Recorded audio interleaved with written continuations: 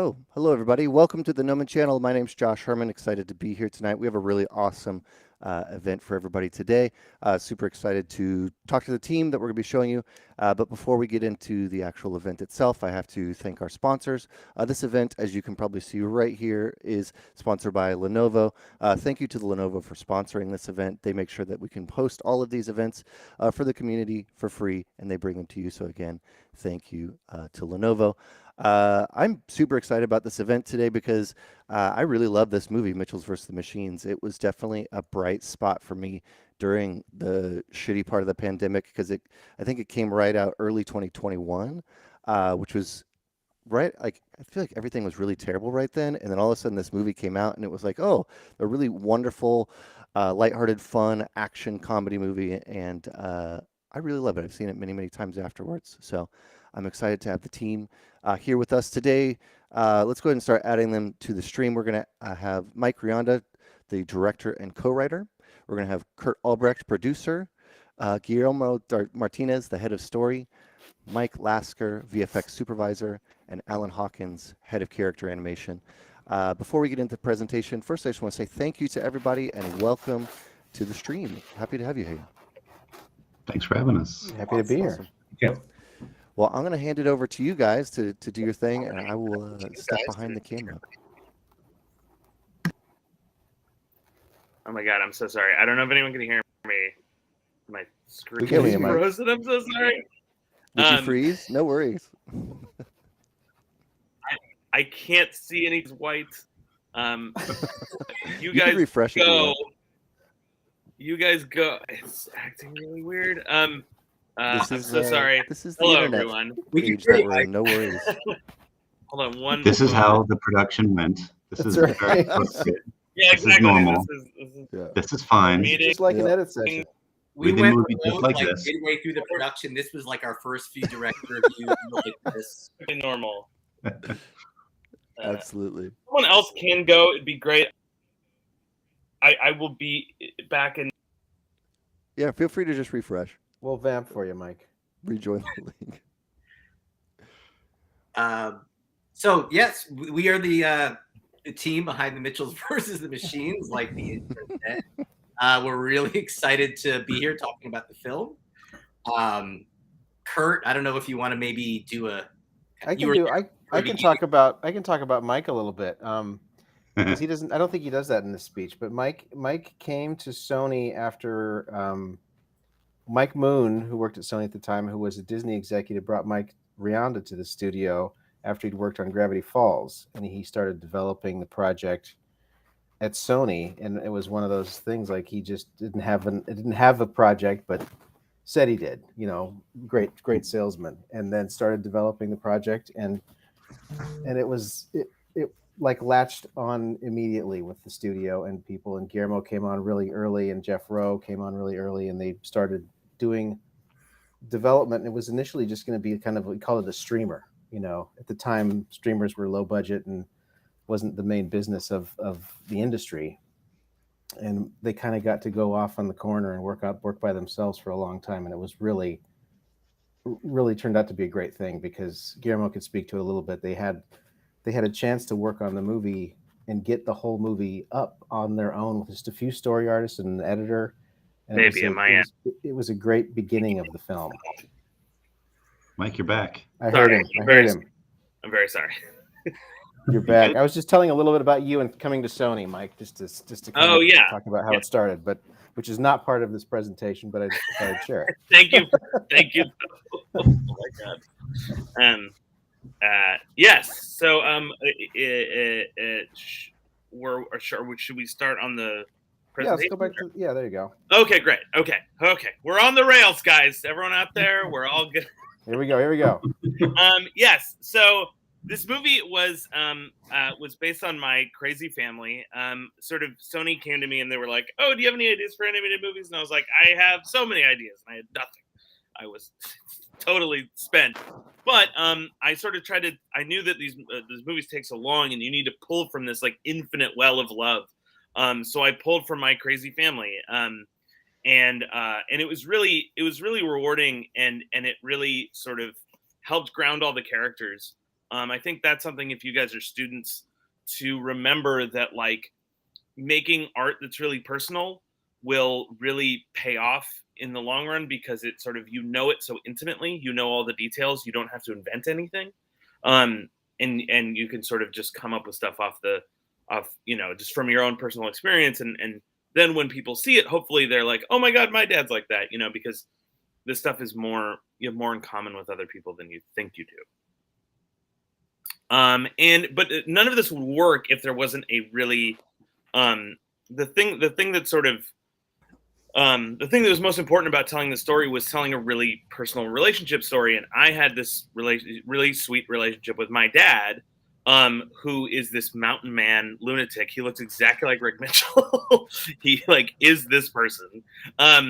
And I was this little dork who was in the back seat of the Jeep with my little scarf and was like, Father, I don't wish to hunt anymore.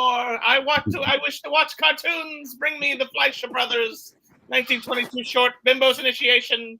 But that sort of conflict and us not understanding each other is sort of what inspired the whole story. And sort of we went from a sort of family of, you know, the thing that was really inspiring and the thing that's like really wonderful to you guys as students to remember is like, we brought on Guillermo and Alan and Mike and Kurt, and like the movie wouldn't be the same if even one of those people were different or bad, and everyone was great. And it really was like we sort of were making a movie about a family, but we kind of became a family, you know, sort of while we were making it. And I really think that everyone, you know, every single person in these pictures and every single person who's in the credits, you know, added something. And I think that if you sort of, you know, I think especially when you're a young artist, you're like, it has to be mine, you know. But if you sort of are able to listen and say, hey, here's what I'm shooting for, can you help me get there? You know, it's really rewarding because, like, you know, Guillermo, for instance, you know, put, you know, the top 25 of your favorite jokes in the movie. Alan has all these amazing, all these like amazing, acting choices that, you know, he came up with his team. Mike sort of developed in a lab to teach a computer to draw like a person. Like Kurt made sure we didn't kill each other or burn all of these studios' money without making anything. It was really wonderful, and everyone pitched in. And yeah, so then these are like the Mitchell characters, and it was really important to sort of get everyone right. And the most important was Katie, because she was our main character, and it really sort of like took a long time in the process. And that's another thing too. It's okay if you don't have something right the very first time. For example, Guillermo likes to point out the first version of Katie had a mullet. She had kind of this bizarre femme mullet. She looked terrible. She was very anonymous. But that was okay because we're just starting and we're like, well, we know we need to make her better. And, you know, Lindsay's design made her so much better. And Jeff, my co-writer and co-director, wrote all these great lines that sort of made her more alive. And just like never forget that these characters can evolve. So if you're making a short or whatever you're making, a comic book or something, it's better to just put it out there and then improve it as you go, rather than being like, it's not perfect yet. Because if I waited for this character to be perfect, the movie would never come out. And then there is Rick, who, again, my dad looks exactly like this man. If you see a picture of him, I give him a better chin than my dad had. But yeah, and Rick is sort of like a outdoorsman who like loves nature. And it was really important that he loves and wants to connect with his daughter, but doesn't know how to. That was something that we learned, you know, when you're telling stories, it's so much more engaging to hear a story about people that want to connect but don't know how, rather than to hear a story about people that hate each other, because sometimes it was that and it wasn't good. And then next is Linda, who is like a ray of sunshine and sort of a combination of my aunt and mom. My aunt is this like manic people pleaser who's great, and my mom is like full of motherly rage, and together they make Linda. And Aaron is like a little moppet, and basically like me and Jeff when we were kids, just weird and obsessive, and in love with dinosaurs. And finally, Munchie, who is based on a real dog and a real pug, and we wanted, there he is. We added more weight to him because we thought that the chubbier he is, the more lovable he'd be. And I think we're right. So don't be afraid to take artistic license. And then the visual style, which I think Mike is talking about. Is that correct? Or is that, or am I filling in for Lindsay? I think it's you. Okay, great. I love it. So Lindsay Olivares, who was our production designer, started really early on in the process. She was the very first person we hired. And me and her sort of had a similar intuition, which is that like we wanted people to look like real people and have big noses and, you know, weird overbites. And we also wanted the environments to look really real. And this is the first piece Lindsay did. And I remember it was like a week late, and I was like, it's weird. It's a week late. But when I saw all the details, I knew why. And that kind of became like a manifesto for, you know, what we were doing in the whole movie, that we wanted everything to look lived in and real, so that it felt like this was like your cousin's house, you know, or the house that you grew up in or something, rather than just like a anonymous home. We wanted it to feel personal. And then we would do these early tests, you know, because very early on in the process, we had these aspirations that we were like, what if it looked unlike anything anyone's ever made before? Because I think that's, you know, that's another thing, you know, when you're making student films, it's really good to shoot for. It's like, what can you make personally? What can you make that no one else in the world could make? You know, and this was something that this team, you know, me and Lindsay and the artists and ImageWorks, this is something that we could make that no one else could make. And this is just our rough sketch, but this is what we were shooting for. And we were really inspired by Spider-Man. I think this is Mike. Mike, take it away. So once we got going, and it's like 2018, we're really crewing up and building the team. And upstairs, the wizards who made this movie were cranking out shots, Mike Lasker being one of them. And it was just so inspiring to see that movie come together. And we were like, well, look at how that looks. Maybe we should take advantage of some of the tools they've got on that movie. And they were being developed. Mike can talk about it. The tools were being made as they were making the movie. And that continued with our movie, but we took them and turned them, like the goal of Spider-Verse was to make comic book come to life. Our kind of North Star we figured out was Lindsay's artwork, that original painting of the kitchen that Mike showed earlier. And it was like, how do we bring the handmade quality that she brings to each painting of hers, the line work, the brush work, how do we create that in shots? And that was the goal that we worked toward with the ImageWorks team. And it was a lot of back and forth, but it was an amazing collaboration, and one that came out really, really well in the end. And I think one of the things we're going to show next is the exterior of the house. So we had a painting we started with and started to look at the details within that, and what did we need to do? What tools do we need to create that we could make this work in CG? And I remember, Mike, you could talk about this. It was Mike Isaac who talked about was one of our artists on the team who was a production designer before, and he talked about trees and grass and things like that. If you can get those working, that really helps the whole movie, because that once those things that you recognize in real life start to work, then you start to buy the look of the film. Yeah, that was one of the biggest things, is when we got the trees and the grass looking like we wanted. It was huge. We knew we were on the right track, because that's like 60-70% of so many of the frames. And I love, we did this tree turntable, and everyone makes fun of me because it's one of my favorite things that we did. But I just love staring at this turntable because it just worked in 3D. It's so exciting. And this is one of the first things we saw move coming out of ImageWorks, I believe. And it was just like, there we go. That feels good. Yeah, what's so different about a movie like this and a movie like Spider-Verse is, in the past, we would get visual development paintings and it would be our inspiration, and then we would make the movie and it would look more or less pretty CG. But when we would get the painting of that house, we were like, how can we replicate this to the T and bring it to life? Every little intricate aspect of it. So yeah, when we did this render, I feel like we all were like, wow, this is really starting. This was like one of those plant the flag in the ground moments where we really knew we were on the right track. And Rianda, I think it's back to you here just to talk about the contrast you wanted to create. Yeah, no, and basically that was something that was so exciting to us is one of our artists, you know, and this is like speaks to sort of like the power of just like gathering inspiration. It was like his first week and everyone else was making paintings, and he was just like putting on a pinboard, like took some of those like you know, really homey illustrations that Lindsay did and putting them next to like James Turrell installations and crazy futuristic art.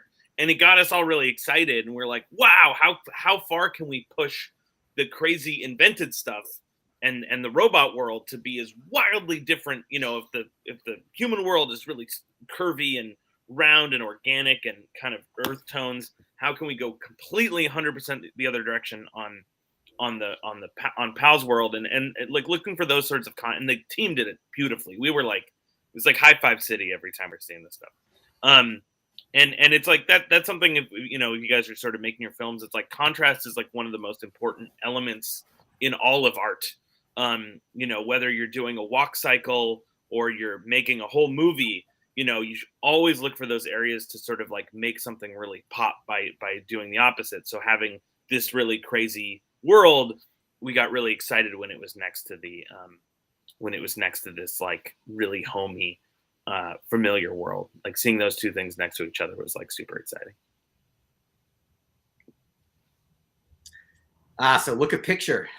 So like the intro said, I worked on Spider-Verse right before this film. I oversaw the Look a Picture team, and it was a really big film for us at ImageWorks because we really had to tear down everything we had been doing, and that changing that mentality. Once you do that, you just want to keep doing it. So when I got the chance to work on this film, and Mike always laughs when I say this, but it was a gift being able to work on this because it was another massive challenge.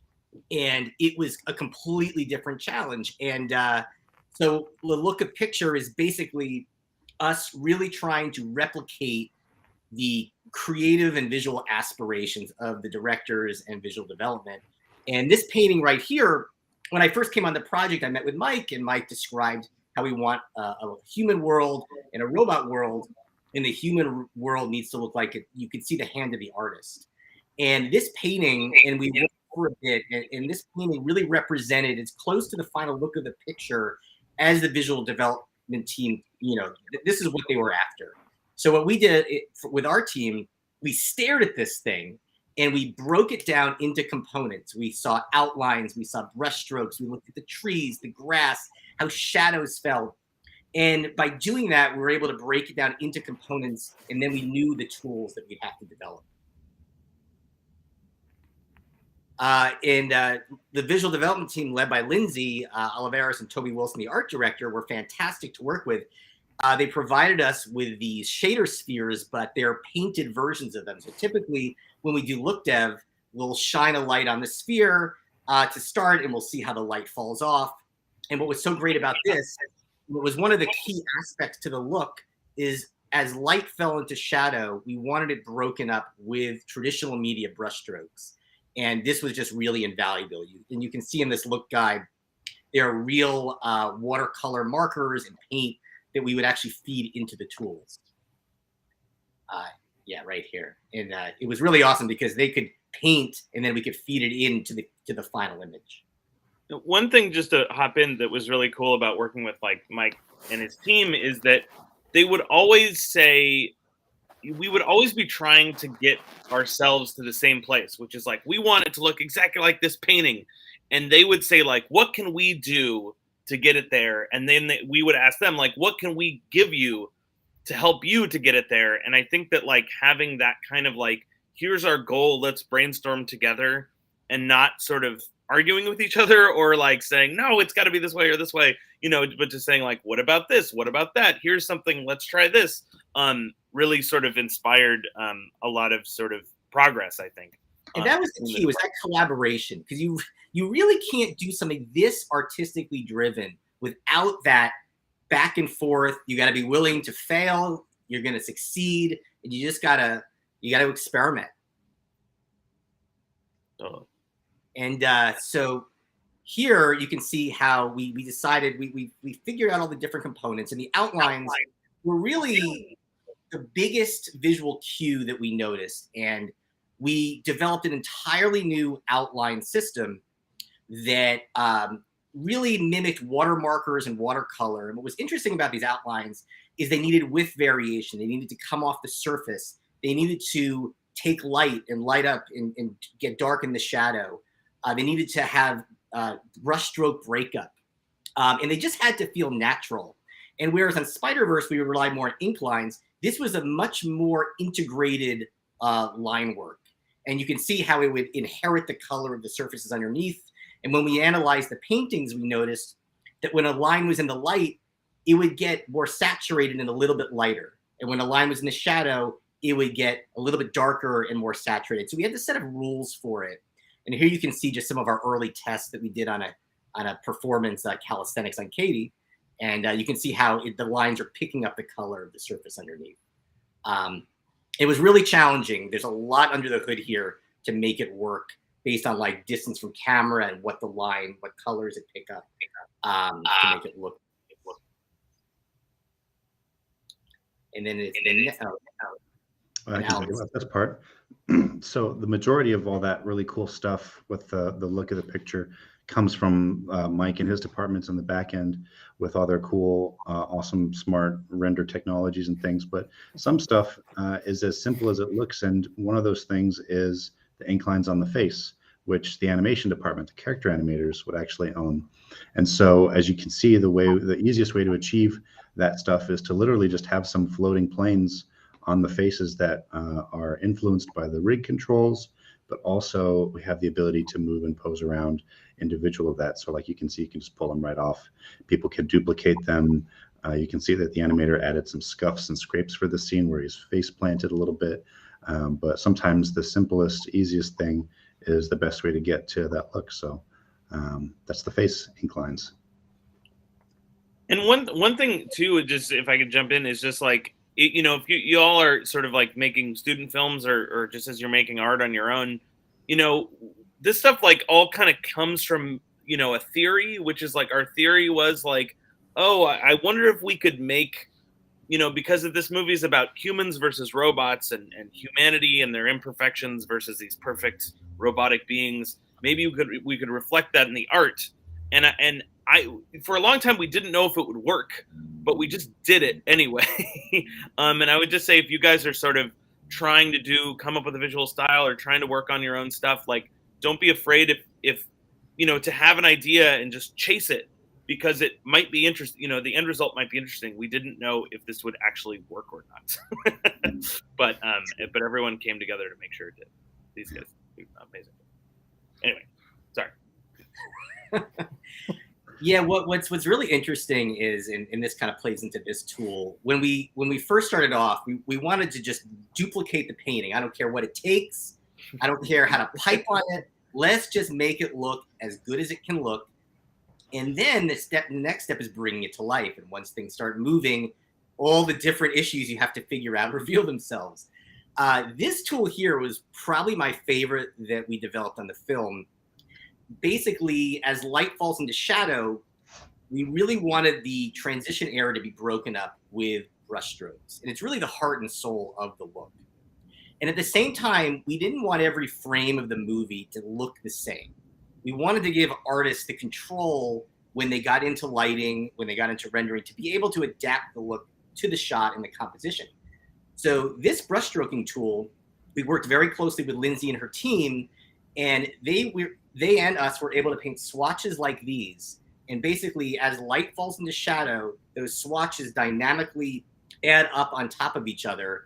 And then as the light moves around, they dynamically change. So here you can see some examples of different types of brushes. And then as the light moves around, the brushes come and go.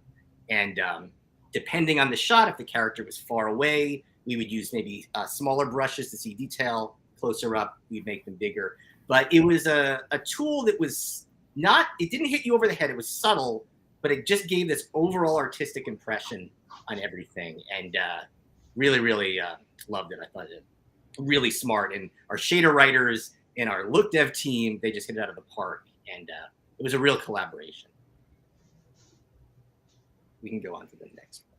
And here are some really great paint overs that we worked with Lindsay and her team, where we would do a render and then they would take it and then they would outline every little intricacy they were looking for, how the speck looks on the skin, how the shine on the glasses, how the thick and thin of the outlines between the fingers, down to the faucets and how the shadow falls off into the shelves. So all these specificities were just invaluable to have. And then they would bounce it back to us, and then we would make it happen for the actual images in the film. Here's another one, same type of thing. So this kitchen, Rick and Linda's kitchen, I felt like I grew up in this kitchen. We basically spent a year with these characters in this kitchen, really honing this handmade look. And it's probably one of the most irregular artistic sets, because down to the cabinets, the table, how crowded and filled up it is, you feel like it's a real place. And it's really the most handmade environment. And here is just some layers into this actual shot where you can see all the different elements coming together. On top of the outlines and brush strokes, we did artistic optical effects like lens flares. Our depth of field we had to reinvent and have artistic brushstrokey breakup in that. We had this bleed effect where different objects would bleed together. And it's really the culmination of all of these looks together that really forms the final image. And like I said, we had to reinvent every aspect of filmmaking, and it's hard, but it's super fun. It was really rewarding. So we were talking about trees and grass earlier. So one thing we noticed in the painting here is how all of the leaves would sort of blend together into big swatches of color. And we developed this tool, and you can see here where we wipe between the vanilla lighting and then once it gets stylized, and you can see all of the detail becomes patchy smears of color. And we could control higher frequency patches, lower frequency patches, and it really created a very painterly feel to the environment. And you see this all over the film, where all the trees, we had low LED trees and higher density trees. But these renders of the neighborhood really showed it off, even down to the houses and the garbage cans, all the leaves and everything. So, and like I said before, once we landed on this, we knew we were almost there. And then here's that render of the house that was really successful. Robots. Is this me or is this you, Mike? I know my part's coming up. I think it's you. You want a break? Okay, I'll do this part. I think the Stealthbot stuff is coming up. These are the helper bots, which were a lot of fun to animate. I know for me personally, I've never gotten to do robots or killer robots before, so I had like 17 years of buildup waiting to do something like this, because it's been talking animals and penguins and stuff. He kept putting robots in his shots in other movies, and they kept punishing him. The helper bots here were a lot of fun. Their materials are very different than the stealth bots that are coming up. You know, these kind of parroting the stuff that I remember hearing from you, Mike, back in the early days. Like, this is the kind of thing that should feel cool, but not so intimidating that you can't just like have it in your house. But then when they do turn intense, we have the ability to make them seem that way. So that way they kind of walk this line of, friendliness, but then intimidation when necessary. Yeah, it was really hard to find that balance, especially because you needed it to appear like a legitimate object that you could buy in a store. So it needed to be appealing enough to buy, but then when it turns dark, it needs to be threatening enough to be scary. And then we were like, well, I don't know, this looks pretty good. And then Elon Musk came out with the exact same robot design. Well, surely it must be taking us over in like 14 minutes. So like, enjoy your time now. But one thing about the robots, which was interesting, is we had to, all those tools that I just kind of went through, we had to sort of scale them down and sharpen them up as we moved into the robot world. So once we started, like a shot like this was one of the first we did of the robots in the human world. So you can see we tried to stylize the reflections and the outline. So it still fit in the look of picture, but it started to get more technical and more robotic. And you can see that even in the effects thrusters coming out of their feet are very polygonal and stylized. And that kind of mimics a lot of the effects of it. Yeah, the effects team did an amazing job. And that was something too we needed to invent, you know, and that was some, you know, it's like, it's also interesting, you know, because, you know, when you're making a short film or something, and when you're making a long film, you sort of have the same rules. Like you can't be a stickler about everything. So so the things that we chose to be sticklers about were the things that like appeared over and over again in the movie. So like if you guys are doing a short film, like, you know, it's good to invest on a walk cycle if it's happening for, you know, 60% of your movie or whatever. And we knew these robots would always have these laser boots and stuff. But I think we can go to the next slide, which are the Stealthbots, which are these like amazing robots that Yashar Kasai, it was one of the artists, designed, and he just like, it's so fun to tell an artist to like go bananas, you know, because it's like for so much of the movie we're like, oh, we want it to be really observed and we want it to be so real. And in this part of the movie we're like, we want it to be super cool and the coolest thing you've ever seen in your life.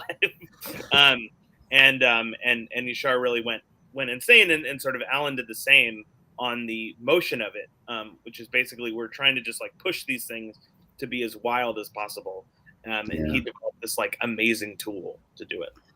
Yeah, let's see. What's the next one? So yeah, when I first saw that image that was just on the screen, I remember getting super excited about it, and I ran downstairs after that meeting to talk to you and Mike, Mike and Jeff, and I was like, what if they didn't walk like regular things? What if they were like all this? And you guys were like, yeah. And we were jumping around in the pod and stuff. And it was really exciting. I think you guys could tell how excited I was about it. But so this clip right here is, we can let this loop for a little bit, but this is a final animation play blast. And when you look at the Stealthbots in this movie, you might think that there's a lot of effects going on with their transformations and stuff, which would be the normal thing. And since this is, students, I can get a little technical about some of this stuff, but like the design, the reason that we went that way was because, one, I wanted to have like a lot more design control over it. Like I wanted to be like very individual to the animators. Like when we started playing with the idea of these guys not moving in a traditional way, we started looking at the different tools of how to achieve it. And one of the things they told us was, if we make this stuff perform the same way every time by making a rig or something, or cutting it up by one particular way, then it'll get boring kind of fast. So in the next clip, you'll see some of the really early explorations where there was no rig or anything. This was just grabbing the model and using Maya's tools to like try to get different feelings of motion by just manipulating the geometry. So I was just using like tweak clusters and animating visibilities and moving the geometry around and trying these different feelings to see what we kind of wanted to do. So none of this stuff is like able to travel down the pipe or anything. And the one that kind of sung out of all of this was the break apart stuff. And then we had to kind of further hone that. And then this one frame actually that I'll hold on was kind of like my favorite out of all of that. This was sort of an accidental in between, but it had this really nice balance of negative space and glowing bits and stuff. So I would often send the team back to look at this one when we were doing the break apart stuff to find the right way to make it not just seem like evenly spaced out cuts and stuff.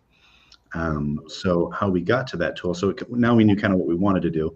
This is a test that was done by one of our lead animators, Dylan Reed, based on that frame, basically. We still didn't have any real tools to do this. So this is all kind of like a rough exploration. We were just using Maya's stuff, but it was helping inform the whole process. And this is, they're hollow on the inside. None of the stuff would have gone down the pipe, but it was really informative and we liked where it was headed. So we started trying to think about how to make it something that's real and scalable to the whole movie. And so let's see what the next clip is. So we had basically two tools that we ended up making. There's a slicing tool and then some Boolean tools. So this is kind of a later pass where we were playing with Booleans, and I wish I had earlier versions of it because this is everything in the kitchen sink seeing, thrown at it. But this test we did a little later to kind of see how things performed a little more understandably. And basically, it's not anything crazy to use Boolean subtractions or differences or things like that. Those are regular Maya stuff. It's being able to use them without breaking the models or the UVs, or making sure that it doesn't just like glitch out and disappear, because it's a really unstable tool that exists in Maya. So the real achievement was the pipeline department and the look dev departments making them usable, because otherwise it just wouldn't be. Every time you move one of these Boolean operations, the geometries within each other, it renumbers all of the verts. No texture should normally survive, but they did this procedural thing, which was really cool. And I didn't have a lot of faith that it was going to work, but they did it in a couple of weeks and it was amazing. So we can check out the next one. This is the other tool. This is the slice tool. And this is really just a macro of a bunch of series of commands. Someone pointed out to me after this was all done, like way after we had finished, that it was like, oh yeah, it's kind of like a Fruit Ninja thing or something. I was like, kind of is. So here's like a watermelon Stealthbot getting cut open. But the cool thing is, Stealthbots are delicious. They are, yeah. That's the other secret. If Katie had ever tried, she would have. But like, you just draw a line and it cuts the geometry, it places it in the correct hierarchy, it seals off the edges, and you can do that indefinitely. So you could see in one of the earlier ones, I created a cube out of a shape that was originally in the negative space. There were no edges. So between these two tools, every transformation was done by the animators. Here's the Boolean subtraction. So it's kind of like a negative space. It's assigning. If you assign a texture to the Boolean before you do the operation, it applies it to the parent surface, which is why it's pink on the inside, because the original shape that you use is pink. So that's kind of how we applied the color to the inside of it. And then the amazingly smart pipeline guys were able to make that persevere through the pipeline, which I was amazed. So with these two tools in conjunction with each other, every single animator did a different transformation for every scene in the movie, because they had no choice. There was no pre-cut anything. There was no plan. So every animator had a different technique, and that's what I love so much about it. We can go to the next one. I'm not sure what the next clip is. Oh, this is just some fun kind of like broken stuff along the way to show how kind of unstable it is. But every single animator, and there's a wide variety. Some stuff is really graphic and 2D and flattened from some of the people who are like maybe 2D animators. And then some stuff is very like sharp and jagged shapes, and some stuff is very square and blocky and chunky. And so that was one of my favorite things, is seeing how much variety we had from person to person using these tools. Yeah, still framing through the Stealthbot shots is a ton of fun, because everyone did it in a weird, insane different way. And also, just one quick thing about just sort of like Alan being excited about this stuff. These movies take a really long time, so if somebody's excited about something, you're like, oh my God, go, run. And I think also too, when me and Jeff were writing the movie, we'd be like, what part are you excited to write today? And they would be, Jeff would say this part and I would say this part. And it was so much more fun and rewarding to go right at the thing that you're excited about. So it's like when you guys are making student films or something, like I've often found that if you do the one you're excited about first, you end up making a lot of progress. And like, like it was just Alan in one weekend, came up with all these 12 different ways that these things could move, just because he had a head of steam, and it was like the thing that was exciting him this week. So like, don't be like, oh, I have to start on page 1 and frame 1, and I have to finish on frame 2. Just I would say do whatever you're excited about now, and you'll figure the rest out later. That's totally true. Yeah. Let's see what the next video is. Okay, so here's an example of like seeing it all kind of succeed. This is not super exciting, other than the fact that it proves that it worked. So this is recreating a little moment from that earlier test, where we just use all of the tools that we just talked about. And the second video that you see is what we call the published data, which shows that all of the textures were applied correctly. The geometry didn't just randomly disappear and break and stuff. So this was a pretty big moment for seeing that this was going to actually work. And then the next clip, and here's back to those original shots that we saw at the beginning. That one should be playing if it's working correctly. Oh, we're backwards. You're gonna love it, guys. You're gonna love it. Come on. It should be the animation of the scene, and we kind of freeze frame on some stuff and see how those. No, that's okay. We can just move on if that one's not playing. That's all right. So now here's the final product. So you can see Mike and all the lighting teams added some really cool render effects with the sort of like prismatic auras and stuff like that. But with the exception of a single scene at the very end of the movie where the Stealthbot needed to explode after everyone was charging up, every piece of geometry that is a Stealthbot was done by a character animator and no effects animators or anything like that. But all the cool render stuff that the back end guys put together, plus our tools, ended with this really awesome product that I love so much. Yeah, it's really, really amazing. And it's like the furthest away from the look of the Mitchells is these Stealthbots. And they're so high tech and sleek. And all the reflections are sort of very sleek. They're handmade, but they're, in the materials, it's very dark, reflective, surfacing and the glowing inside. And it really just came together in an amazing way. Yeah. And now we'll talk about Katie Vision. You know, and just like sort of, you know, the previous, you know, it's so, that stuff was so exciting to us as filmmakers, you know, seeing Alan bring something that was so much cooler than anything that we could have imagined. And the same thing is true of Katie Vision, where basically we had this kind of like, oh, wouldn't it be fun if, because Katie's a filmmaker, she like kind of drew on the screen? Because like I said, you know, we had this sort of like, you know, philosophical idea that we wanted the movie to feel as handmade as possible, because that was something that drove us crazy about animated movies, where it's like, you know, it's funny, since you guys are students, I could tell you this, like, at one point, I ran into Alberto Mialgo, who helped out in the Spider-Verse movie, and he was like, all these movies, and he was swearing a lot. He's like they look like they're made out of bars of soap. I want the world to look like it's on fire. And I was like, oh, that's pretty cool. You know, and that was sort of like, we sort of had that energy a little bit too, where it was like, how can we make this feel as, maybe not like the world's on fire, but how can we make it as human as possible? And like, there's nothing more human than a teenager's drawing. So we were like, how far could we push it? And we had the idea to have these like big moments where we stopped in the movie to have these like little doodles that Katie would draw on the screen. And we found that they really added to the story when they were externalizing the thing that made, you know, that she was feeling on the inside. So if she looked outside and she was seeing rainbows, and or if she was like sad and there was like a rain cloud over her head, that stuff really made you feel closer to her as a character. And I would say that's true of the stuff that Alan did too, where that was all really cool experimentation. But I think the reason why it worked in the movie so well is because it made those things so scary. Because you're like, I don't even know how they're moving. These things could kill me in a second.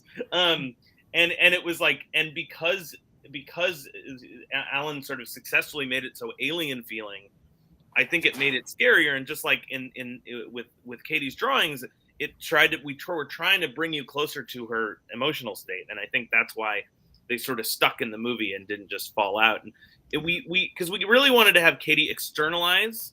That's something like when you're designing a character, it's like, try to have the character's internal feelings be apparent when you see them.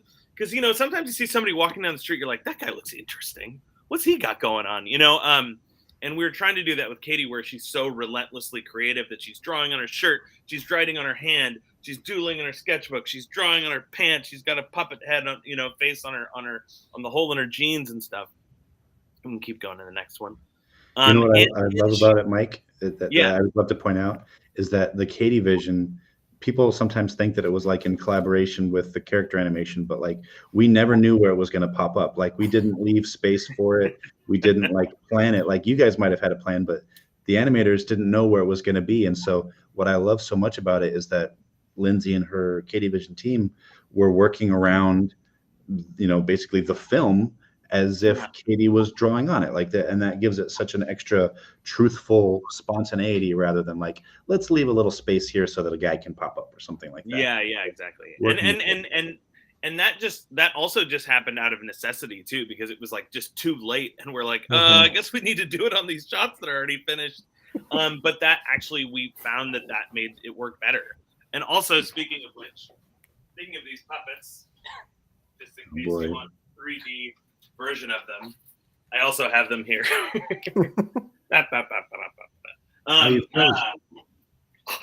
There it is.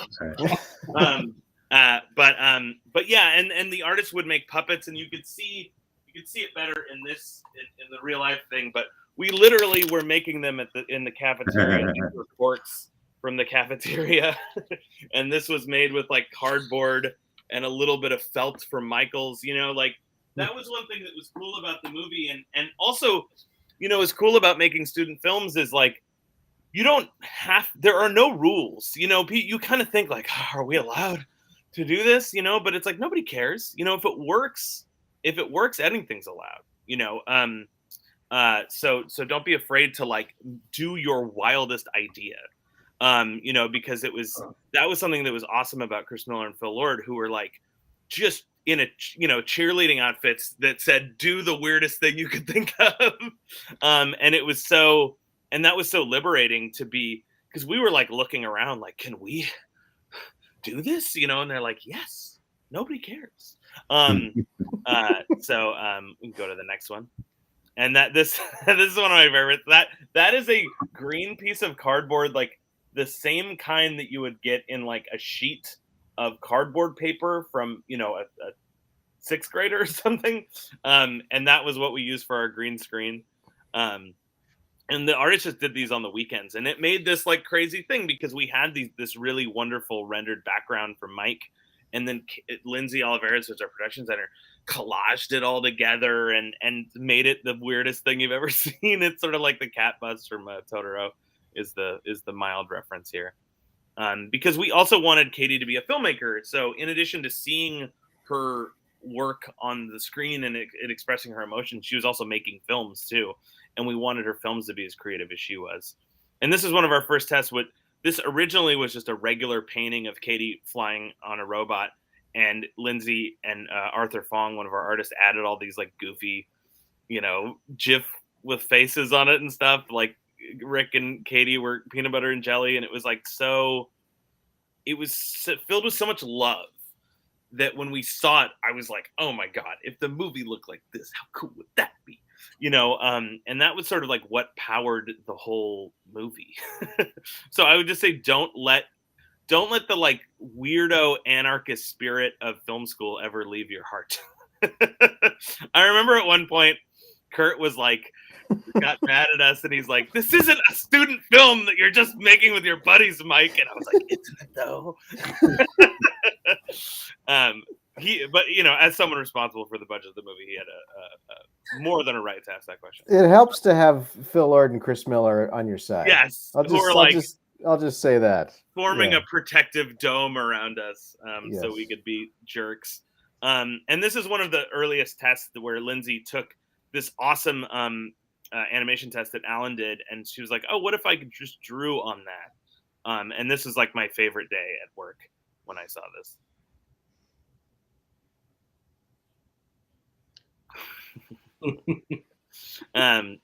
She just he's talking about whales in that clip. He's like, a whale, now there's an animal, king of the ocean, master of water.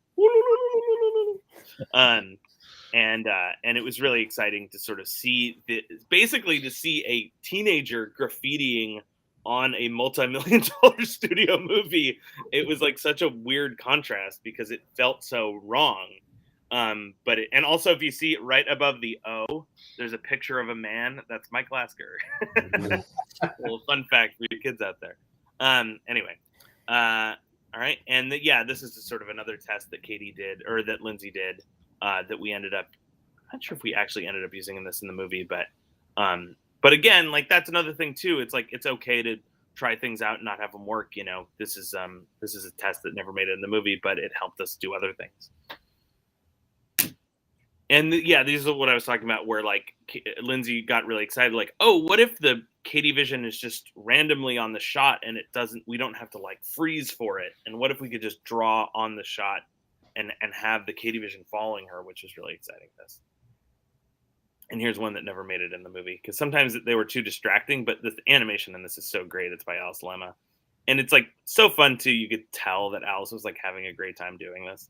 This is like one of those heartbreaking moments as a director where somebody gives you something amazing and then you're like, ooh, it doesn't work for the movie though. But now you guys can enjoy it. And this is another one. This is sort of one of my favorites. This is like Katie's introduction in the movie. And we were like, you know, it's just, I was sort of like Citizen Kane in my chair, like crazier, more insanity. And it was, they went there. It's great.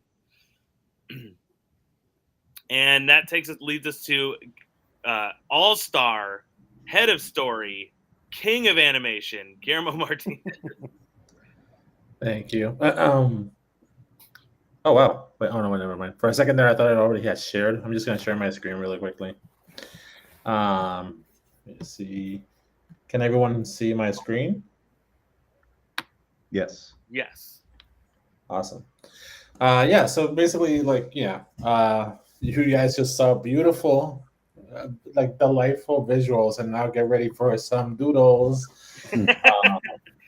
But yeah, no, the story process, like, it's kind of like one of the first steps, and I think you all know this because we're all students. But like yeah,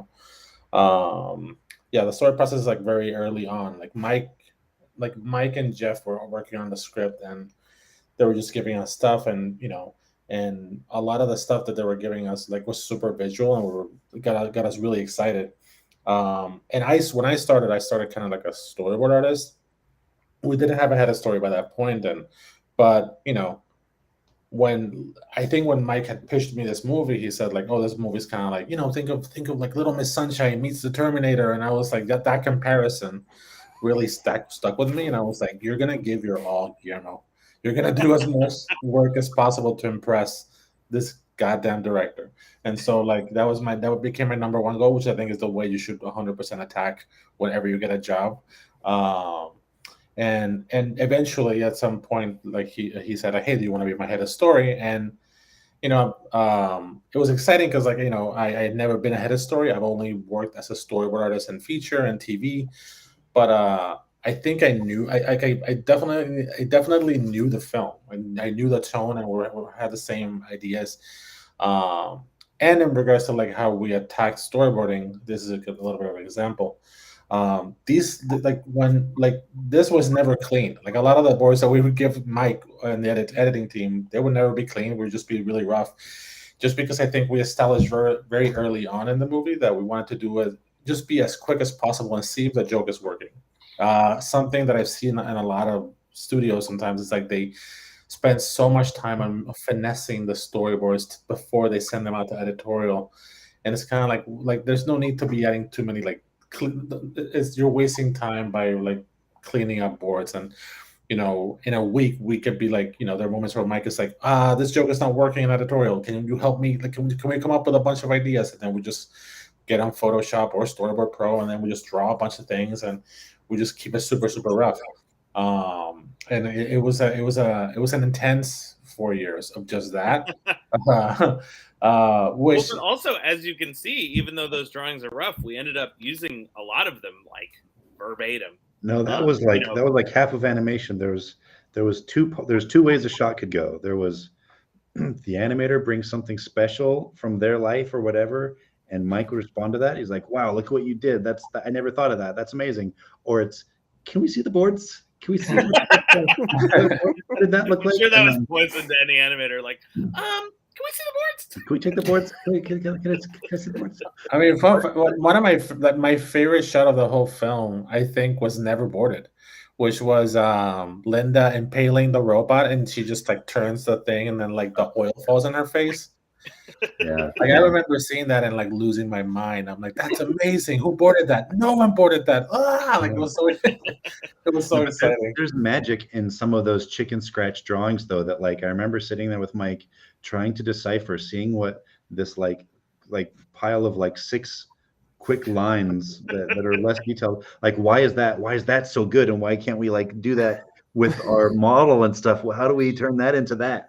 Like that was a big part of it, which is amazing. Like as a testament to the charm of the drawings and stuff that you guys were doing. There's a lot in there.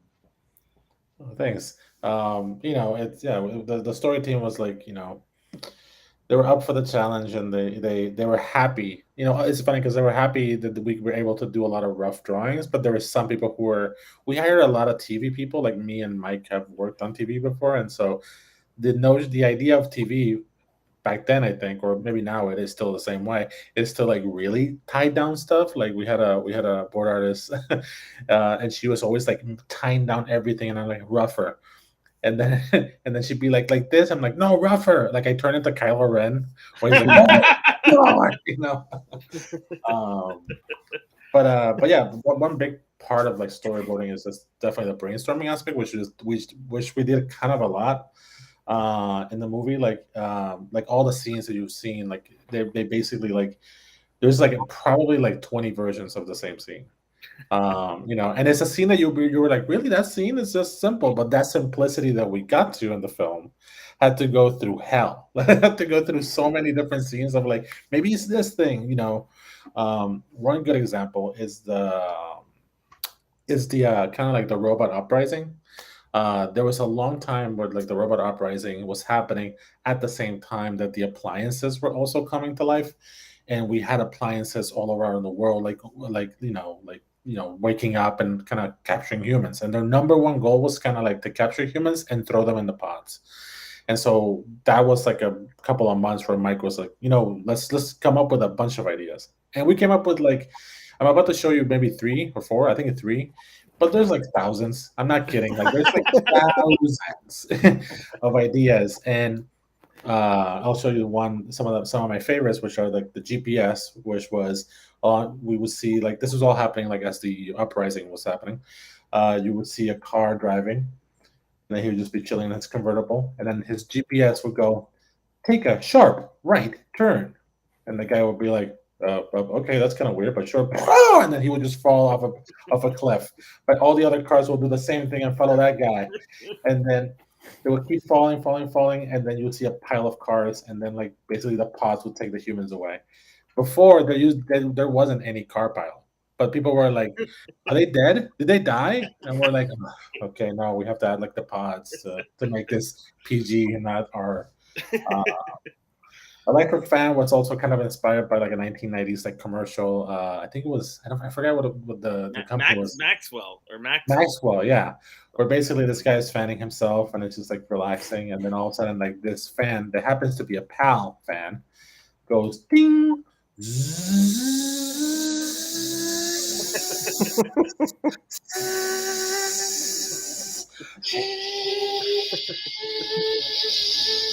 And then a pod just waits outside for him. Boom! And then like the wind hits him, and then you see the pod flying away.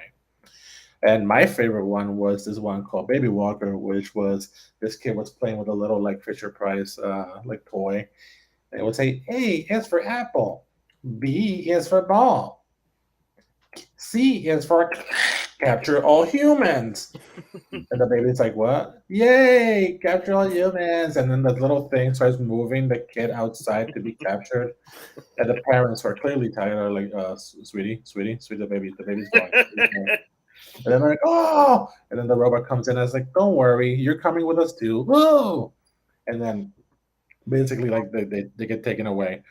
We had like maybe like almost like 10 versions of this scene, and they were all really funny, but it got to a point where like the movie was like almost like I don't know, like 120 minutes, and then they were like, well, what do we kill though? And so we realized that this scene was kind of like, as fun as it was taken away. The audience was kind of like unanimously saying we want to go back to the family, which was a really cool learning experience. And but it's the magic of storyboarding.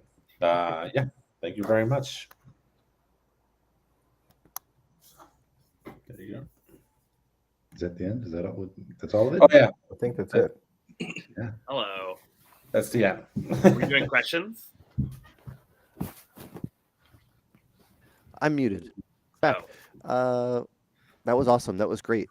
We have a ton of questions already, so I'm going to ask you just one off the top, which is, this movie seems to appeal to both like younger generations and older generations, even though it's an animated movie. Was that an intentional choice, or How did you do Yeah. that?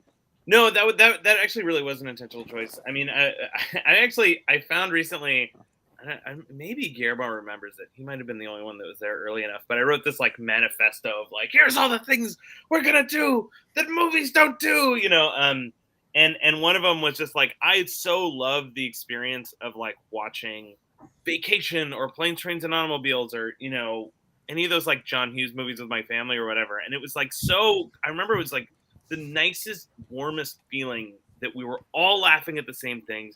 We were all quoting it later, and it just felt like this, like, no one was mad at each other. It was great. And I was sort of like, I wanted to sort of make, create that kind of experience for people today. That's awesome. We had a couple questions. I know it came out in April 21. Was this movie made at all during pandemic, or was it mostly before? Yeah, it was sort of, it was during, mostly before, but we did probably like 6 months? The final 6 months was during the pandemic. Yeah, right, exactly. Yeah, we went home. We were still in animation and lighting, like heavy in the middle of the movie when whatever the go home order came in February or March of 20, and then we finished up. It was I have to say it was amazing. The ImageWorks crew got everyone. How many artists were at that point? A few hundred. Hundreds. Oh, And it was within a week or two, you guys were back on quota. It was just remarkable how fast that happened. That's amazing. Yeah. It was crazy. I was Yeah. like, we left on Monday and people were like turning in shots on Wednesday or something. Yeah, I was like, Yeah. our systems teams was amazing, and we had to get all these artists home, all of the equipment, all of the internet connections had to be worked out. We had to figure out how to do reviews and audio, and literally 3 or 4 days, and just everyone was so resilient and flexible. We did about 50% of the lighting at home, like the second half. Wow. Yeah, animation was mostly done. We did a lot of punch up and like kind of a lot of reworking and stuff with that time, but it was about as seamless as it could get, I think. Yeah. That's The incredible. impact of the pandemic was the recording of the score got delayed a lot because of that. So like the movie itself was theatrical originally, was going to come out in late 20, right, Mike? Wasn't that what it was? Yeah.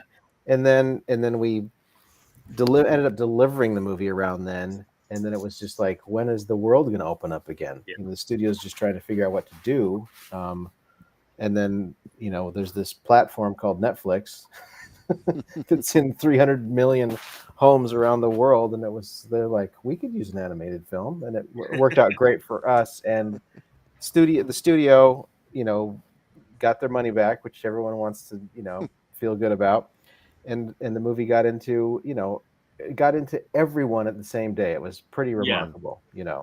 I think way more people saw it this way than would have. Yeah, for sure. Like if everyone who saw it on Netflix bought a ticket, we'd be like the richest people. Well, there was a But lot it of was a really conversation. experience having only done theatrical films. Then it comes out and everyone has seen it immediately. It was just such a wild experience. Yeah, there was a lot of conversation at the time about how like animation in general was kind of saving the entertainment industry in a way, because it didn't have to have talent and live action shooting. And so I think this came out at like the perfect time where everybody was aching to see something cool and new and unique and also heartwarming and feel good and family focused. So I think all that combined. Yeah, everyone rallied around finishing it. I remember we did a few records with people at home, like we did Olivia Colman in her bedroom. Yeah. And that's She was like setting it up. She was like, what? yeah. When do I plug this? What is this? Or whatever. Like, she's like, I see these audio engineers, they're earning their money. I don't know what I'm doing here. She was really charming. That's awesome. How long was the total production in entirely? 6 years. It was 6 wasn't years? 6 years for everyone. It was sort of 6 years for me. Wow. And then I think but it was like just me for a long time, and then Jeff Rowe, who was my wonderful co-writer and co-director, who's a genius, was sort of the only employee, and then Lindsay Oliveras came on, but it was just like a very small team for like a year, and then Guillermo and the story team came on like maybe year 2, and we were just kind of hanging out for a couple years, and then it was really sort of about probably like 3 years of actual production. Got it. It was slowed down by the pandemic. Yeah, I that's was right. on it Like the too. beginning of 2018 was the green light, and that's when we crewed up entirely, and then Yeah. started with ImageWorks in, late 2018, early 2019. Yeah, Also, one thing I just want to tell any students out there, when we got greenlit, I remember I was listening to the song "Green Light" by Lorde, which is like this triumphant song, and I was like almost at the verge of tears because I was like, this movie is so screwed. It will never be good. I'm gonna get fired. Oh my god, why we got greenlit at the worst time? So just like whenever you're working on your films, just know that every one of your favorite artists, whoever makes anything, is feeling what you're feeling. Like you're not the only one who feels sad and desperate. And I don't know how much it takes to get you to that place, though, Mike, because I remember you also told me that the first Rick facial calisthenics made you cry. So that was tears of happiness. all kinds of tears. I know. There's lots of tears. All day, baby. I cry easy. That's amazing. These aren't necessarily questions, but I captured a couple comments, and when you were showing the visual development stuff, somebody said, "I love the look of this kitchen. It looks exactly like my mom's kitchen, even the orange soda." And then somebody else said, "Oh, geez, we had that ceiling fan." I So I was love wondering that. I saw that. if the characters, like you said, you based the characters a lot off of your family. Were the sets and the environments also based off you or your Yeah. family, or people from the crew?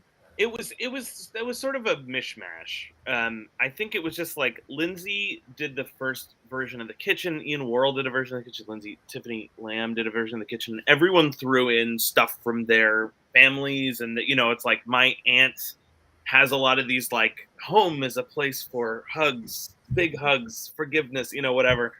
These like signs, kind of like for Michaels and stuff. So someone did that, and I remember like Lindsay would draw, like, she's like, when you buy paper towels and you never take them out of the big plastic thing, like she just like would put that in the corner of the room, and we were all like, "Oh, that's so good! You never take the paper towels out of the plastic." Costco Like, toilet look at paper. my room right now. Right. It's like not in super great shape, and that's what we wanted it to look like. It's like real. I remember you guys were talking about some other animated movies that had these like really perfect, just like impossible houses, and you're like, who lives like that? No one does. That's crazy. And yeah. I think what also added to it was just the lighting design. It was very found. It was very raw. Totally. It just felt like a real place you walked into. The outside's overexposed. You got contrasting shadows. It just felt lived in, real.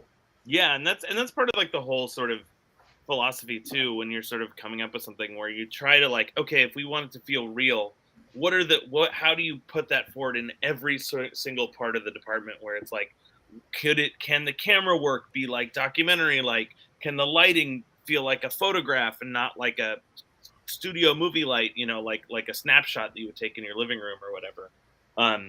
So we tried to sort of like put that philosophy into every step of the process. I think that's really interesting. And one of the things that you had said earlier was like you didn't really know if this was actually going to work or not. I think that's Yes. really interesting. Was that a secret that you kept like as long as possible, or was that something where it was like, I don't have a good poker face. Yeah. As you can tell. But no, well, how do you rally everybody behind that? Like, we're trying something different. We don't know it's going to work, but yeah, I think you try to sort of get excited about the challenge. That was something, when I was talking to Mike, it's like, wouldn't it be cool if we could pull this off? You sort of do the aspirational version of it, not like that this might not work. Like we're like, how do we get there? And somebody asked a question like, how do you know if the Katie vision, was too much? And I think the answer to all this stuff is you just try it quick and dirty as fast as you can. That was what was great about Mike, and every single person on this team did that. Like Guillermo's boards, really quick and dirty. See if it works really quick. Okay, great. This works. That doesn't. Let's keep moving. Alan's team would like do a bunch of versions of reference of an acting choice. Mike's team would like do 10 different versions of like, maybe this lighting and maybe this watercolor thing and maybe it looks like this, where you kind of fail fast. That I think is like the biggest secret to our success is crushing failure was that we failed so often in private. It seems hopefully effortless when you see it on the screen, but it was the exact opposite. I think doing what you love too. I mean, if Phil and Chris, that's always their advice: is do what you love, and if you believe in it, you can convince others to believe in it, And I think they would also say, like, don't be what's the thing? Be unreasonable. Yeah. Like, don't if someone tells you no, don't listen to that. Like if you have a vision and a belief in your vision and passion for it, then keep pushing for it. I mean, it's easier for them to say that than most people, but it's not bad advice. I think Mike was kind of famous around our studio. Even before I came on the project, I heard about this pitch, this movie that he gave. Everyone was jazzed up about it, excited, and it just was infectious to everybody. Well, Mike would take that nervous energy and turn it into positive. Like, there's not one meeting where you wouldn't come in and like talk about making the best movie ever, and there's so many finger guns, like, you're going down, baby. Like, whatever you took, whatever that energy, you turned it from one kind of whatever fear or something, and rallied everyone with such enthusiasm that was like. Well, one thing I was actually just talking to, we had this other talk, and it seemed relevant, is that, like, one thing to remember, especially if you're in school or, you're just working on something, enthusiasm is free, and if somebody who's next to you does something cool, just celebrate them for it, because sometimes I would be in a critique with somebody and we're both looking at it and it's like, great, the person did an amazing job, and then the person next to me doesn't say anything, and then we walk away, and then the person next to me is like, wow, that was really great. I'm like, tell them that. Don't tell me, But it's like, sort of, because if you see your friend do something amazing and you're like, oh my God, that's incredible. We should, like, this, that's awesome, dude. That makes them feel good. They'll do it to you next time. It just leads to sort of this like virtuous cycle. And it sort of hopefully makes a sort of more positive working. To kind of follow up with that, like, how much of the original script survived? How much of the original pitch survived? Was it exactly like the pitch, or was it very different? It's funny. We did this podcast where they're like, show us your first draft. And me and Jeff were like shaking, like, oh God. Because it changed so much. I mean, it's like, it's funny because it both is very much the same movie. Like, it's got the same broad arc. It was just so much worse. Like, and it just really was a process of really taking everyone you see on the screen, all these like geniuses, to sort of challenge our ideas and be like, well, that doesn't make sense, and we'd be like, oh yeah, you're right. And listening to them, and they would all plus their scenes, and sometimes they would go in a different direction, and that would be, you'd be like, oh my God, that's better than I ever thought. And sometimes they go in a direction and you're like, oh, that might not work because of this thing later. But regardless, it sort of just becomes this organic thing once you get a team. I gotta say, like, it's a really shameless plug. There's 2 hours of outtakes on the Blu-ray, baby. Yeah. Guys, we need sales. We need sales. Go to Target and pick this up. There you go. Speaking about, like, just kind of whittling it down, Guillermo, you said you created almost like thousands of gags that were cut because they didn't work for the film, right? That's part of the process. But at the same point, you're the head of story. Is it, like, hard to do that? Is it sad to do that? Tell us, like, the process of creating all this stuff that might work, but at the end of the day, it doesn't. I think that the key is to break yourself emotionally, and then and not tie yourself to anything. Well, it's weird. Like, I think I have the same mind that Mike does, where like I fall in love with things, but I know that over the horizon there's a better version of the thing. So and for me, like, I've always, like, something that I learned from Mike was just that the audience should be your boss, and like, if you show something and you think it's really hilarious, but like the consensus is like, oh, it's kind of funny, you're like, okay, I have to be honest with myself, which is something that is very difficult for, I think, students sometimes to deal with, which is that, like, there's this feeling of like, I think it's perfect, but I don't want to show it to anyone, because if I show it to people, they're going to reject it and it's going to be really bad. And it's like, no, but you need that rejection, because if not, you won't find that amazing thing on the other side. And so that was my attitude. And so that's why made it so easy, because I was also like, and also the fact that like, if you boarded it, it exists. We have that there. So, like if we want to bring it back again, we can totally do that. But it's not an easy thing. I think it's like, I keep saying, it's like skateboarding, where it's like, you have to keep falling until you get better. Like, I don't skateboard at all, but like, it made sense to me that would be a great comparison. But yeah, no, I think it's tough, but like, it's, I think for example, like, we had different versions of, like, there's a scene in the movie in the when the dino stop attack, where like the Mitchells are like, all right, they're gonna do the butterfly formation, which is kind of like it's like the move that like the Posies do to escape, and then the Mitchells kind of imitate them and in the same way, but they kind of mess it up. Like, that took us a while. Like, I remember like 5 versions before that one where I was like, this is the one, and I liked it and I really loved it, but then like, I think I was like, it's not funny enough. And then I think just conversations with Mike, it's like, oh, what if it's this? What if, like, what if their image, what if they're trying to be perfect, like, and they fail miserably. And I'm like, oh, okay. Well, I'm glad that I got to that, because I was able to like say, well, screw you, other idea. That's a long way of saying that it's not that hard. Not hard if you break yourself emotionally. Right? But just to piggyback off one little thing is also just, because it is really scary to show other artists your work, especially when you're like a student, you're like, oh god, don't hate this, but if I find that if you tell people what you're going for before you show it to them, they're really good at helping you get there. If sometimes you just show someone something and you're like, what did you think? And they'll be like, and then they'll say some random thing and you'll feel depressed and want to kill yourself. But if you say, I'm going for a comedy about, a squirrel trying to go to school, or something like that, and they'll be like, okay, I can help.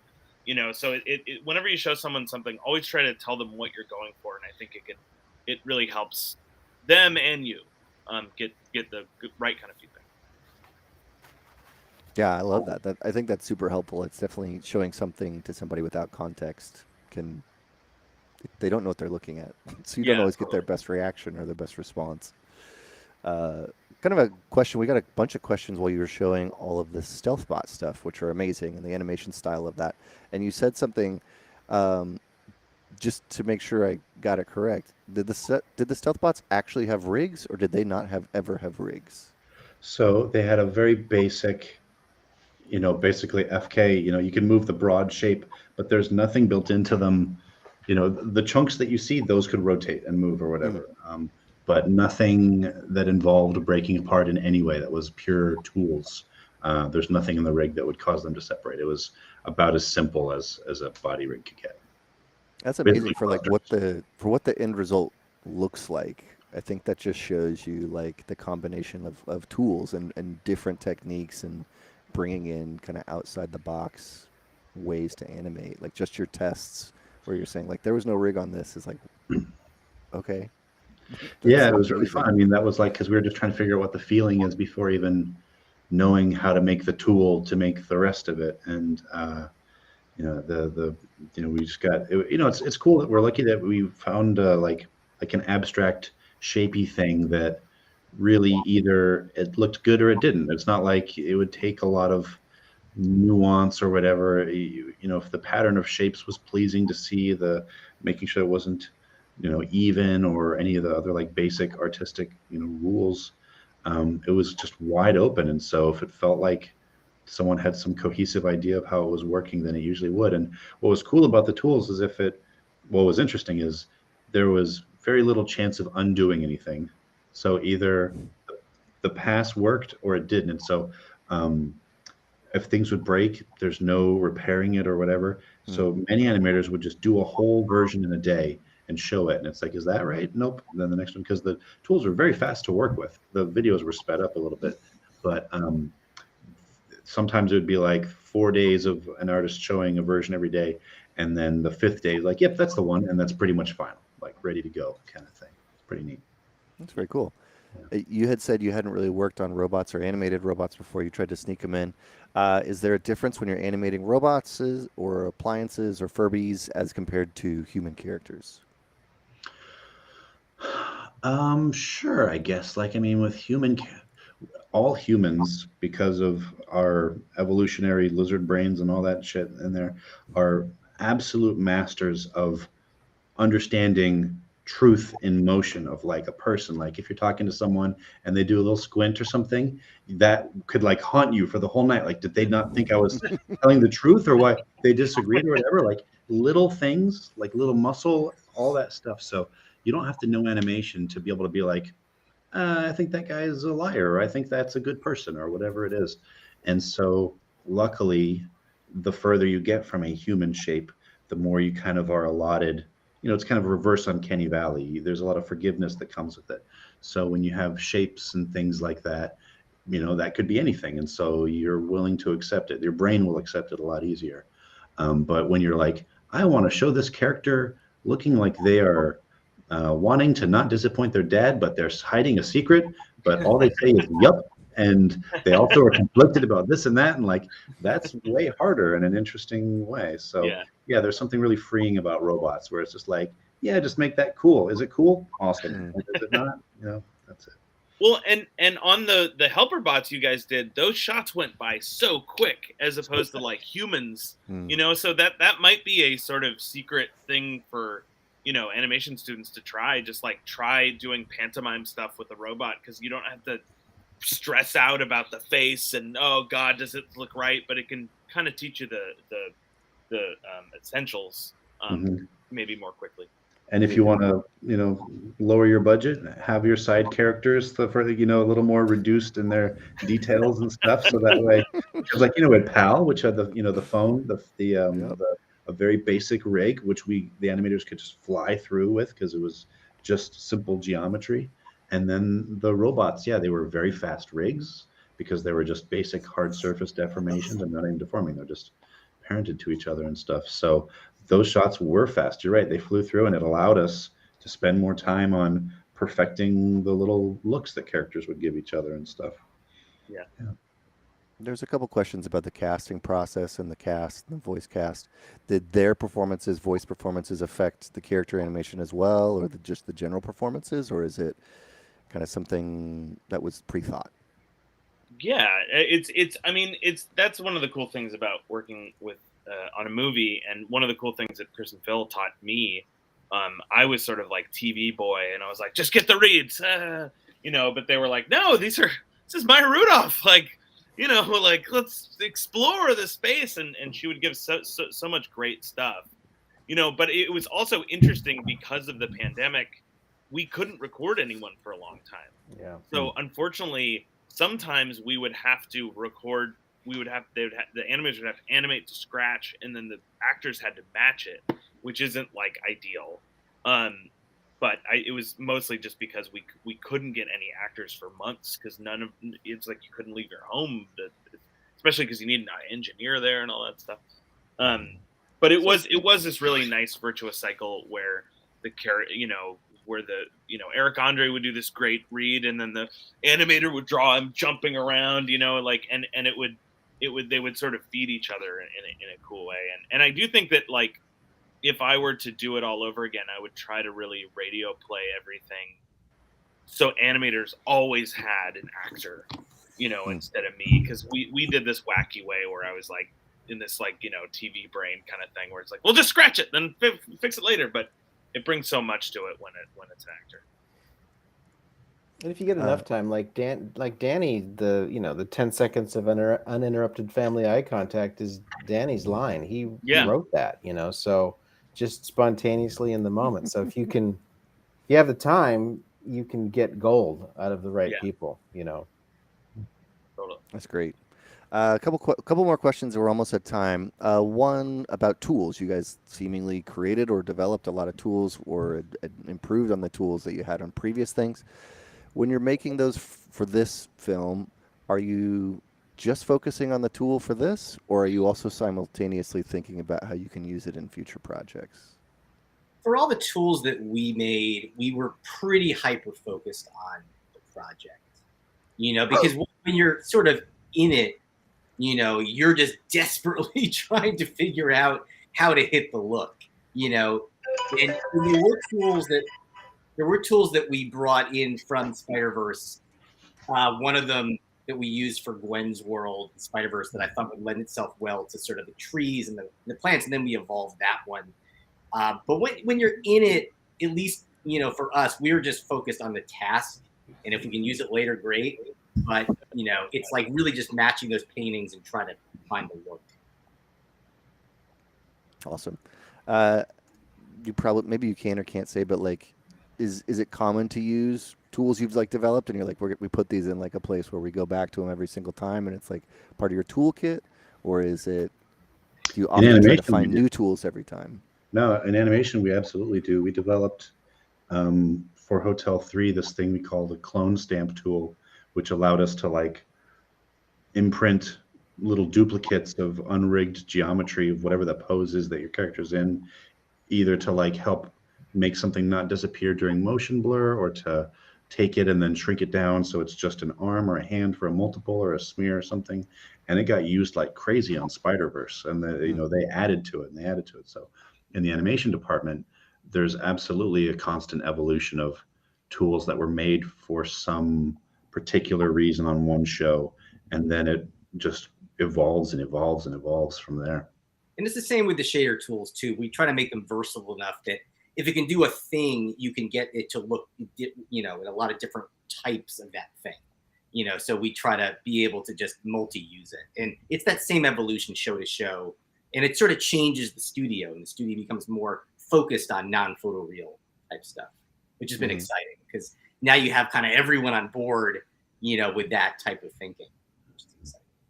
Yeah, there's definitely a feeling like, oh, Sony's coming out with a new animation. I want to see what their style is now. Like, what do they do? And I want to see cool shit. Like, it's going to be awesome. Yeah. That's awesome. A couple of quick student questions, and then we'll wrap. One was specifically asking about storyboards.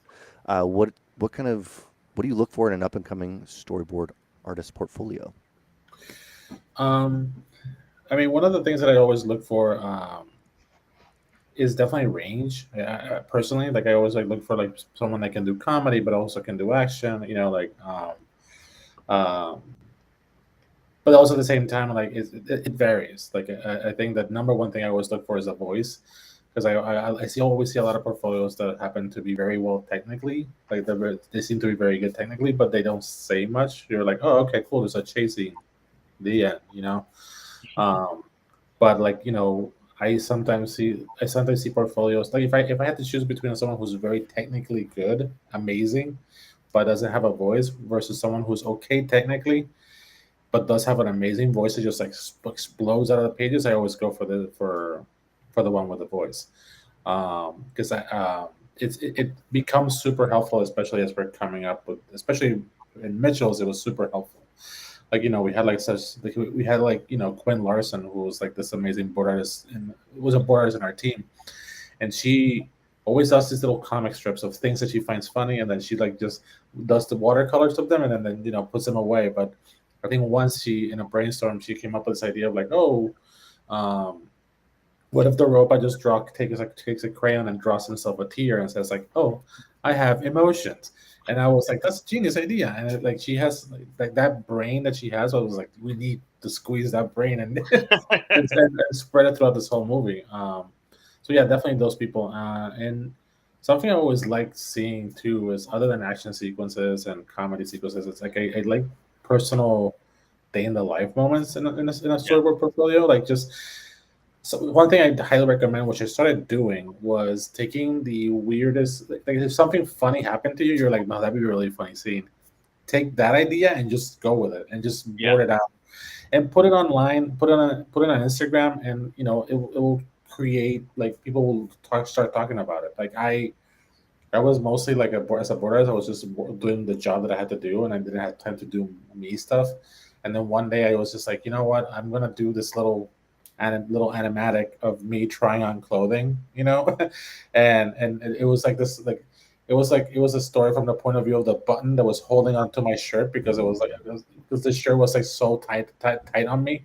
It was like a really bizarre story, but it's the story of my life. And I think Mike saw that and was like, "Hey, I want to talk to you." And that's how it happened. Like, you know, he was like, "Okay, cool. This guy has a voice."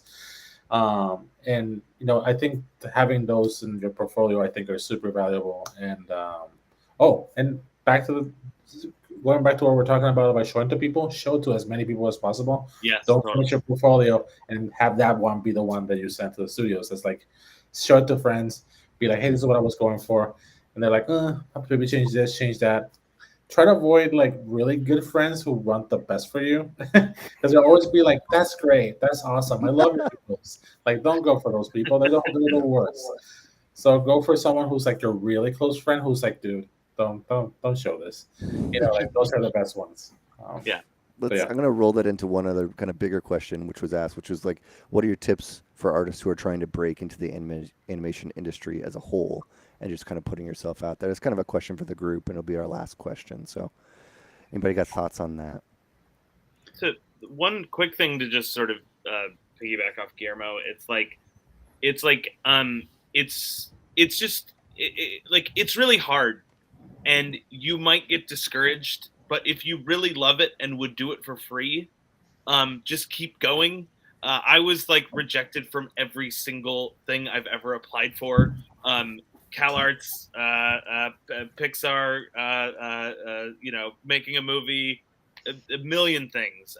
So like, don't feel discouraged. If you love it and you do it for free, just keep going and just doing it on your own, and people will notice if you have a real love for it, and if you're great, you know, good at it. Which is, I mean, that's hard to say, but you can develop skill. You can always develop skill. It's like the passion that will sort of lead you to where you need to be. That's what I was going to say. Follow your passion. I mean, Mike, when I got out of school, I sent out 80 reels and they were all rejected.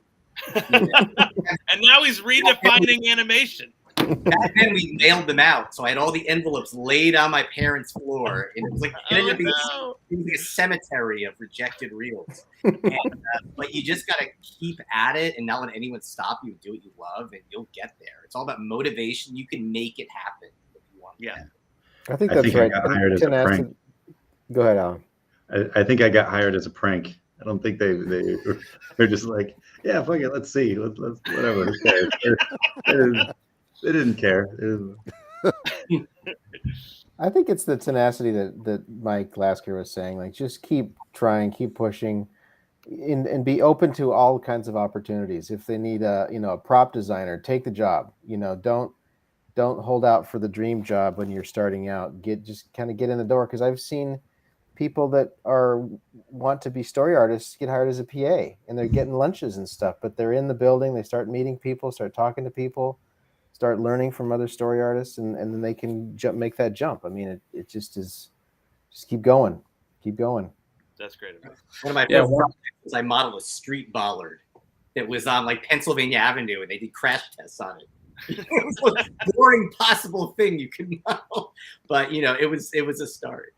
Well, and Chris Sanders, who did Lilo and Stitch, his first job was doing props on Muppet Babies, and he was like, I was gonna make the best props that Muppet Babies had ever seen, and he did, and they were like, wow, this guy's great, he should do storyboards, and he just sort of moved up the process there. I think it's also good to over deliver whatever you know, and whatever project you have or capacity you're in. It's like, just do way more than you need to, and people will notice, because this stuff is really hard.